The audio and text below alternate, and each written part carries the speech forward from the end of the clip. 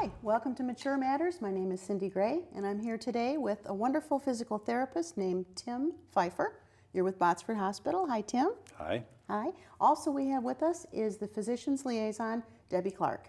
Hello. And you're with Botsford as well. Yes, I am. Great. So Tim is here with us, and you are a physical therapist. Your specialty is, and would you tell us about it? Well, I'm generally working with orthopedic patients on an outpatient basis, but I do all kinds of things within that frame of reference. All right. And what about the vestibular rehabilitation? Oh, well, that's not a specialty, but it's something that I've been involved in for about 5 years now. Okay. I took a couple courses and been treating patients ever since. Not a lot of patients, but a few that come in from ENTs and other doctors, primary care doctors. From ear, nose, throat doctors, refer them to you? Yes. For vestibular rehabilitation. And this is like a balance problem, basically. Yeah, balance problem because it affects the balance, but it's mainly, vertigo is a general term for dizziness or impaired dizziness or impaired balance, but from dizziness. Okay. And there are several types of vertigo. The most common one is something called BPPV. Okay. And that's probably in your notes there. Which is an acronym? For benign, paroxysmal, positional vertigo. Okay. The longest, and that's a mouthful. Yes, it is. Most medical terms are a mouthful, and that's funny that it's like that. There's probably a word for that, like poly something. Right. Polyphagia or whatever. It would be talking too much, wouldn't it? I don't know. Anyway, Exactly. Back to feeling dizzy. So vertigo, I read a little bit about it before we came. I've experienced it once myself, and it was absolutely horrible and completely uncontrollable. Oh. And it lasted almost 24 hours. So I can't imagine someone that suffers from it chronically. It is Latin for spinning. And it did feel like everything was spinning, including myself. And I only got relief when I looked down at the floor for some reason. Wow. And that was considered vertigo, I believe. I didn't go to the doctor because it was gone the next day. I had gone down to one of those IMAX, the theater downtown in Detroit, and watched a movie on caving where they were going all over the world in these underground caves, but they were water. They were divers going into these caves. And it was like, I don't know if it was 3D, but it felt like it. And after the movie, I stood up and I couldn't stand. They had to carry me to the car, and a friend of mine drove, and I had to stare at the floor of the car, floorboard, in order to get home. And that was vertigo. There's some vertigos that are caused by what are called optical disturbances. Yes. And the reason I looked on the floor is because that was a set point you'd look at and not change. A stationary, solid thing. And that gave you the symptoms were less that way, that you could stare at something and just keep the stare there. Keep my focus. So your eyes wouldn't have to move. Right. Because when I did look up, plus the car was moving, that didn't help. But I was feeling nauseous as well. When I'd look at the floor, I wouldn't be nauseous. And then, how does it apply to motion sickness? Is it similar to motion sickness? I'm not so sure. I mean, there can be several components: the visual component, the inner ear component, which is what BPPV stems from. Okay. So if you're driving in a car, you go over bumps and the car moves, Right. and Or that a can boat. be, or a boat. Yeah, exactly. And that motion, moves your head and moves the fluid in the Okay. inner ear. So that could be part of it as well. All right. I had motion sickness once in a boat. Me And too. I was warned too, if you start to feel sick, look at the horizon. Look And then stare toward at it. the horizon and Right. stare at it. Yep. I didn't stare long enough. I got sick. Me Anyway, too. but it was an experience. We Right. should all experience everything once. Maybe not everything, but anyway. So you're at Botsford and you specialize in that basically. October is Physical Therapy Month. That's right. And we're in October now during the shooting of this show. So you also treat neurologically involved people with spine and extremity problems. Yep. What would be an example of that? Well, people that have had strokes where they have weakness on one side of their body, they have to learn how to walk again, do other ADLs again. Say that slower. They have to be able to do ADLs again, ADLs. activities of daily living. Okay. See, I don't know what that is. Right, yeah. But I it's a know medical term. QL should be quality of life. It'd be QOL. So ADL, activities ADL. of daily living. Right, All right, like dressing yourself, cooking, Exactly. hygiene. Exactly. And actually PTs will work on the gait more, and then maybe occupational therapists would work on the ADL part of the rehab. But I mean, it all overlaps. Okay. It all overlaps. To help the patient overall. Exactly. To help them get to the point where they don't need that assistance, hopefully. As much, if any, yeah, right. It's all meant to get the patient more independent. Okay. Now, do you deal with all different age levels or I seniors?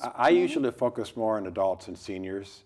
Okay. I've treated a few juveniles, but it's been mainly for a couple of simple orthopedic injuries. Okay. But my population I deal with is mainly adults and seniors. All right. And is the vertigo problem, not vertigo, the vestibular problem, is that a symptom of aging? Can it be? It can be. Okay. I think most of the vertigo patients I've treated were probably anywhere from 50 to 70. I've treated a limited number, but the ones that I've treated have been mostly in that age range. Right. And from some of the things I read, that it can also come on just unexplainedly. That's exactly what BPV does. It just comes on suddenly. That's part of the symptomatology of the disease, of the condition. Okay. What would the symptoms be then of the BPPV? Okay, it's sudden onset that is usually elicited when you change your head position. And it can be either if you turn your head to one side or the other, or if you lay down or sit up, because you change your head position that way. And that moves the fluid around in the inner ear and the canals that make up the inner ear. And that can bring symptoms on suddenly. And they can go away if you wait long enough, but then once you move your head again, they come back, because the problem that's causing the symptomatology isn't being dealt with directly until you go through the rehab for it. Okay. And can they make the fluid not do that? Yes. There are certain techniques that you can use, certain movements that you have the patients go through when you diagnose what part of their inner ear has the problem, which canal, either anterior, posterior, or horizontal canals. And then that's the outer, middle, and inner. Yeah, for lay people. Yeah, those are in the inner ear, right? Okay. Exactly. And then you have them go through movements first to diagnose which part of the inner ear has the problem. Okay. And then you go through some movements, some techniques where you change position and then turn the head and hold positions until the symptoms go away. I read about some of those. Right. Some is laying down and sitting up quickly. Or sitting up and laying down quickly and turning your head. Yeah. Okay. What about the tilt table? Is that another one? That could be. It could be for people that don't have the muscle control to be able to lay down upon command, I guess, is a better way of putting it. Because I've heard of people having to do a tilt table test, or TTT, Right. for the BPPV. So that would be a form of diagnosis then, these different tests? Yes. Okay. Yes. And then you work under the supervision of an ear, nose, throat? Yeah, we get the referrals from the ENT doctors, or sometimes from primary care doctors, but usually from ENTs, because they deal directly with their ear structures, and that's where BPPV stems from, is problems with the inner ear. Okay. So we get the script, and then we do our thing and do our assessment, and then try and figure out just which movements, head and body movements, are triggering? Do elicit the symptoms, and then we design a program to use different body and head movements to change things in the inner ear and the canals where the fluid is, to reduce and then hopefully get rid of the symptoms. So it can be eliminated? Sure. And then we give them exercises that involve changing body and head positions so that they keep the problem at the very least under control, if not keep it from coming back. And you call them metrosizes? Exercises. Exercises. Yeah, they're exercises, but they're more of a changing body position type of movements that, like I said, affect their inner ear. And can some of these be habitual movements too? Yep. Okay. And I would think that this would impair a person's ability to do all sorts of things, including driving. Well, sure. If you're dizzy, you can hardly walk sometimes. And then they can't predict when it's going to happen too? Well, sometimes if they have it long enough, they can predict what movements will do it. But then again, when you go to lay down and you get dizzy, which people do every day, or if you go to sit up from laying down and get dizzy, it's hard to avoid the symptoms unless you don't do those movements. Now, laying down and sitting up and feeling dizziness. Can that be a symptom of low blood pressure too? It could, especially if you've been sick for a while and been inactive for a while. That's another condition that doesn't involve their inner ear, but that's just, from low blood pressure. Because when you sit up, the heart has to beat harder to push blood up to the brain. Okay. And if the heart isn't strong enough to do that, or if it's not used to doing that, if someone's been horizontal, laying in bed for months and months, right. when they go to sit up, okay. then the heart isn't used to having to work that much harder to kick in to push, to pump the blood harder. And that's where a tilt table goes in, because if someone is like that, then you have to gradually bring them up to a more and more vertical position to get the heart, to get the heart used to doing that again. Huh. But Okay. that's a whole other issue actually. Okay. For That's hypotension? Exactly. That's more systemic than it is specific to the inner ear. Right. Okay. I know a lot of times in yoga classes, people will be doing a posture, for instance, downward dog, where they're facing down, if you will, and then if they stand up too quickly, they will experience dizziness. So I always tell people to come up very slowly, or even like, for instance, from downward dog, to then go down onto the knees, bring the head down, and just breathe for a little while. Just breathe for a few minutes, focus on the breath, and then kind of ragdoll the spine up into a sitting position, and then stand. Right. You know. Right. And a lot of people, too, in yoga, when they'll feel dizziness in different poses, research shows that it's often because they're not used to getting that much oxygen. Because we do a lot of deep breathing in the pranayama in the postures. So they're getting all this oxygen they're not necessarily used to, and plus the head being, lower than the heart and whatever. Anyway, so they stand up, get dizzy. So we talked about the treatment techniques. Tell me a little bit about the anatomy of the inner ear that relates to these causes and these symptoms. Okay, well, the ear complex itself is made of three parts. The outer ear is the part here, outside of the eardrum or the tympanic membrane. Okay. Between the tympanic membrane and the inner ear, there's the middle ear, which has the three bones in it. It's called the ossicular chain. Okay. I'm going back to my speech pathology years. Oh, that's wonderful. Yeah, I exactly. love that. So anyway, Talk more. from the end of the third bone inward, that's where the inner ear is, and there's a spiral structure called the cochlea, which is in there, and then there's that's three. The one that looks like a snail. Exactly. And then love there are that three loops of, actually there's small loops, obviously, that are filled with fluid and hair cells, and the hair cells are attached to nerves which tell the brain which of the fluid moving, and that's part of the vestibular system which tells the brain where your body's positioned. So that's what the hair cells do in those three loops. Now, when there's a problem with the fluid in the inner ear, and actually also there's a part of the loop called the cupula, and if there's particles that somehow get broken off in those loops and then lodge themselves in the wrong canal, that's when you get the vertigo, and that's when you get the BPPV. Could that be from a head injury too, a blow to the head? Yes, that's one of sports. That's one of the etiologies of BPPV. The one is an infection. That's another one. Okay. Those are probably the most common etiologies of vertigo. All right. And if it ends up being BPPV, it can be treated with those changing positions, but if it's not, then it takes a longer amount of time for the problem to go away. So those three areas that have liquid, did you call it liquid? Yeah. In there, that's liquid fluid. That's supposed to be there. Exactly. Okay. Exactly. But then something goes wrong with the contents of the fluid in those canals, Okay. and then that's when you get the BPPV, which results from the changing of the head position. Huh. So this sounds like it's one of the few things that are being treated, or is being treated, without a pharmaceutical. Exactly. Yeah. That's interesting. Well, they use pharmaceuticals to control the symptoms, but to Okay. get to the change the cause, the actual cause of the symptoms, that's when our medications won't really do that. So that's behavioral and bodily? It's bodily, because you have to change what's going on in the canals to affect a change in the severity and eventually getting rid of the symptoms totally. Huh. Now, is this something that seems to be increasing in the population at all? I'm not sure. Or maybe just the treatment and information about it's increasing. Yeah, so I think that's probably more true, because there are more and more people that are taking training to specialize in treating this problem. And I took it 5-6 years ago, and now I do it. Right. And there are other PTs that go through the training, because it is a specialized training. Oh, yeah. That's a lot of tiny parts in there. Yep. Yep. Wow. So you've been a physical therapist for 25 years, and then you did outpatient, first 2 years were inpatient, Yeah, pretty much. and then outpatient for 23 years. Right.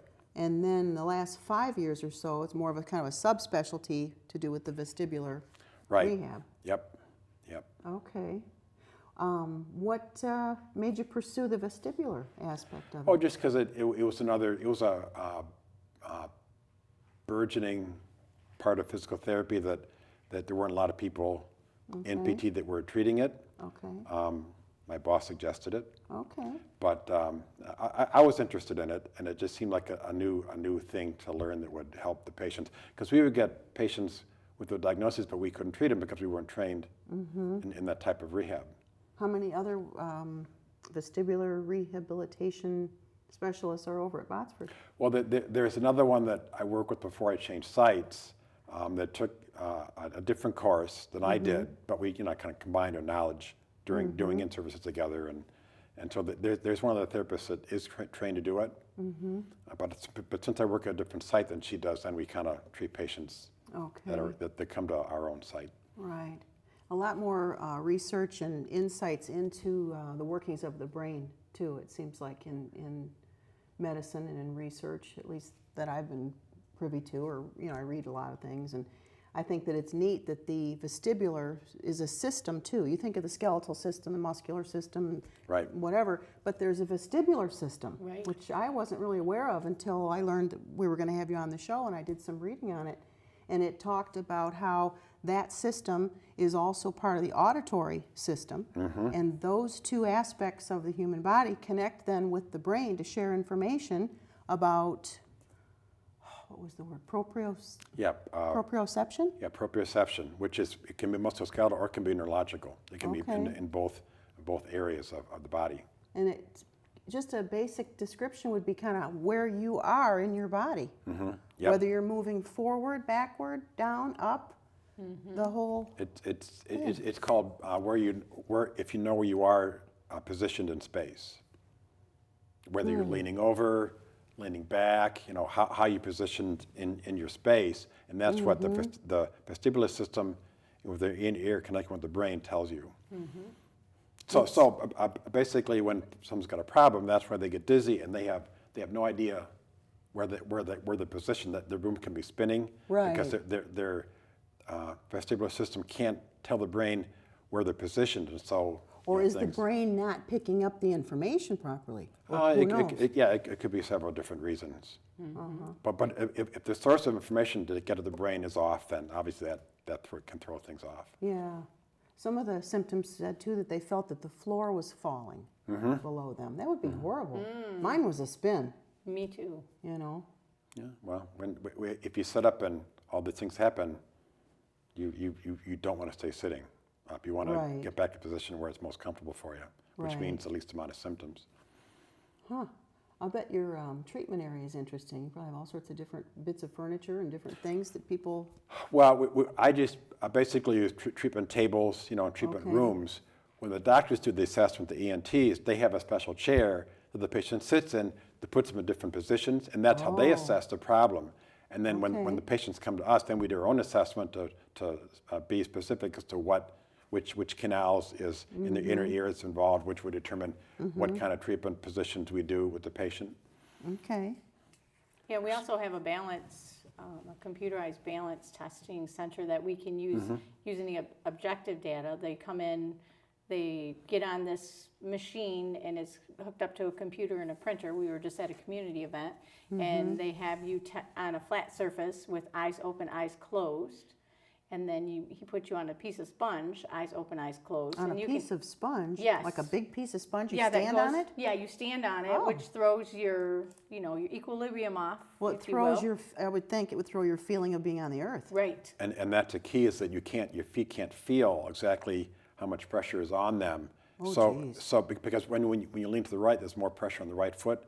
Your brain should know that that's happening to know where you're moving in space. Right. If your brain can't. So in yoga, you'd shift to the other side automatically. Yep. Oh. Yeah. So that's a big draw, if you will, to our table, because those who have had injuries to the lower extremity, even back issues, inner ear, vestibular, they may be off, and at risk for balance, at risk for falls at home and not even know it, or on uneven surfaces, like walking on grassy areas and things like that. And I didn't mean to interrupt you, but the sponge. No, that's okay. That's yeah. amazing. I wonder who thinks of that. They name stuff after people like that. Yes. Well, they Dr. have like this Sponge. foam and dome. Yeah, the foam and dome. That's what Foam it's and called. dome. Yep. Because you can take a lot of people are. Sounds like a very- new cleanser. Yeah. Yeah, exactly. Yeah. Well, Bald can- heads, no. Yeah, Sorry. no. Oh. Well, you can put them on that foam, and then you use they call it a dome to Yeah, take just out the kind of a- eyesight. Oh. So that's why they call it the foam and dome. Wow. To do. Yeah, because balance involves vision, it involves the vestibular system, and it involves proprioception. Okay. And with the foam takes away the proprioception because the foam keeps the feet from really telling the brain which way you're weight bearing, which way your From body's rooting. moving. We call it rooting in yoga because you Yep. root to the earth. And then the dome takes away the visual aspect of it.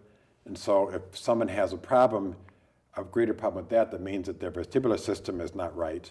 When you Okay. take away two of the three ways of maintaining balance. Right. So it can limit and tell you what of those three systems is the main problem with balance. Wow, that's fascinating. I would love to see that. Other symptoms that I've noted on here are blurred vision then on there? I don't see that so much. Although I had a lady with a urinary infection called labyrinthitis, who had some vision issues, but those weren't the primary problems. The primary problem for her was the balance. Okay, and you the call that walking. labyrinthitis? Yeah, yeah. Inflammation of her labyrinth? Yes, basically, exactly. Go figure. And infections take a long time to go away, which Okay. unfortunately slows their progress down. Yeah. Now see, the labyrinths that I'm used to are the ones at churches where you walk in the circles and meditate. Labyrinths. I didn't know that. Oh yeah. Yeah, there's a famous one in France in a cathedral, a labyrinth. Yeah, and it's on the floor, and it's usually in different sacred geometric shapes. And you follow and walk it.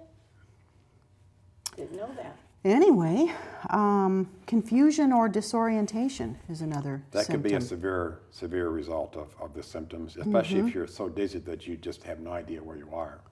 That would If be you're dangerous if you Oh, were yeah. by yourself. You could be robbed. Oh, who knows what could happen? Yep. Changes in heart rate, blood pressure, fear, anxiety, and panic. People also feel tired. It would probably be very depleting energetically. Oh, yeah. And you'd be worried and not sleep well. You'd be afraid to lay down. Yep. And depression. It can be linked to depression. Yeah, all these things result from those symptoms if they're severe, right? Okay. And go undiagnosed and untreated. Yep, Right. yep. I was reading online last night about a young mom who ended up with this vestibular issue in her last trimester of pregnancy, and trying to take care of two babies and everything. They diagnosed her with depression. It was a neurologist who finally said, no, there's something wrong with your inner ear. But she said, you do get depressed because you can't do anything. What would remove your feeling of control? Right. I would think. A sense of Yes. control. And worry, too, over how's it affecting the baby if you Yes. fell. I wonder if that'd be something that would the fetus would be genetically predisposed to. Does it run in families at all? I don't know. That's a good question. I've not heard that. I've heard some families are kind of dizzy, but I don't know about that. Yes. Yeah, Yeah. we won't mention any names now. will we? Yeah. Really. No, raising no. your hands at the table now. So what else can you tell me then about what you do? About treating BPPV patients? Well, do you get a good sense of satisfaction of helping people? Are you Oh, yes. Are you enjoying Yes. this change in the specialty from regular PT to this? Yeah, the people that I've treated, I haven't treated that many, like I said, but almost all of them have improved. Okay. The ones with well, not standard BPPV, but the actual BPPV problem, they improve quite readily because you get the right movements in their treatment, and then you teach them how to do those movements at home. Okay. To help their body accommodate to the problem and eventually get rid of it. They get better fairly quickly. The lady that they had labyrinthitis, Right. her infection had to go away, and it was a slow resolving infection. It took a long time. She had to be on antibiotics for months. Okay, and that's where the medicine would come in Exactly, and the interplay with antibiotics the... and symptom control medication. Okay. She had to get back to a job where she didn't stand a lot, but she had to spend a lot of time on a computer. And so she was visually exactly engaged. Exactly, and part of the therapy was to train her visual abilities to avoid the visual aspects of her problem, because like I said, sometimes vertigo can be caused by visual disturbances and actually cause Which is what happened to me in that movie. So she had to train herself to look straight at something when she's walking instead of looking around.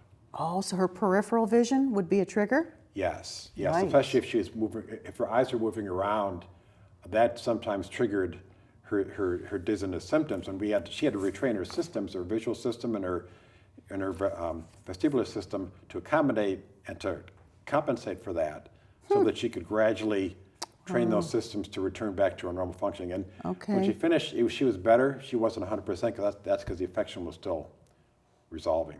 Okay. And one last thing I was curious about. Do you, what about all these audio devices? We see so many people all plugged in nowadays, and a lot of times you can hear what they're listening to from across the room or this far away. Is there a hearing loss involved with this at all? Not that I know of, because it's with the vertigo, it's more inner ear. Okay. Although, going back to my speech pathology days again, people that play loud music and have it stuck right in their ears Yes. can end up having hearing losses from middle ear problems because of damage that the high frequency and the high intensity sound waves excess can decibels. do into the ear. Right. Oh yeah, and as a parent, I tell our kids to turn the music down, but it's not because they don't like the music, it's just because it can do damage. So, and that's called noise-induced hearing loss. Okay.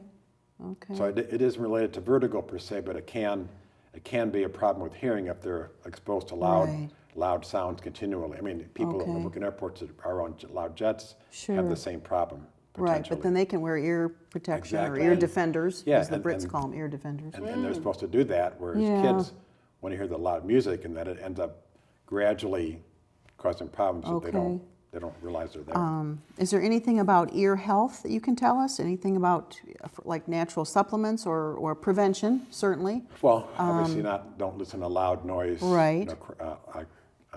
continuously.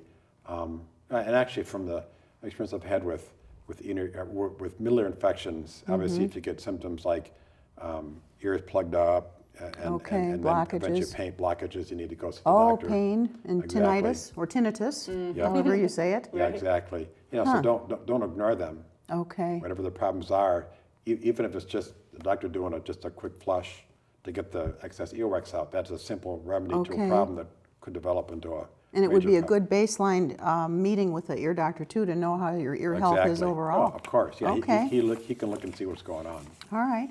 Well, again, we're Mature Matters. This is very mature, and it's an important matter. This is Tim Fifer, and we've got Debbie Clark. They're both from Botsford, and this is Mature Matters, and we're going to end our show today, and thank you very much for your information.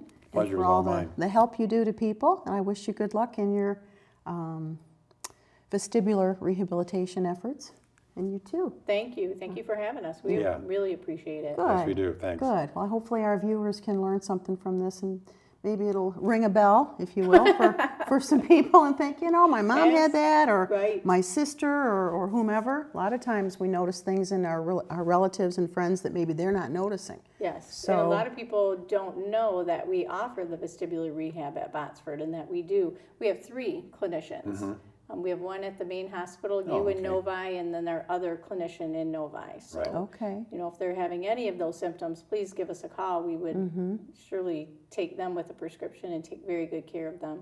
And actually, if any doctors are watching, there are some doctors that don't understand that PT, physical therapy, can help these problems. And it's not just medication and time that will get rid of it. So if any doctors understand that physical therapy can help, that will help the patients. It's a team effort. Sure. Absolutely. Sure. Yeah.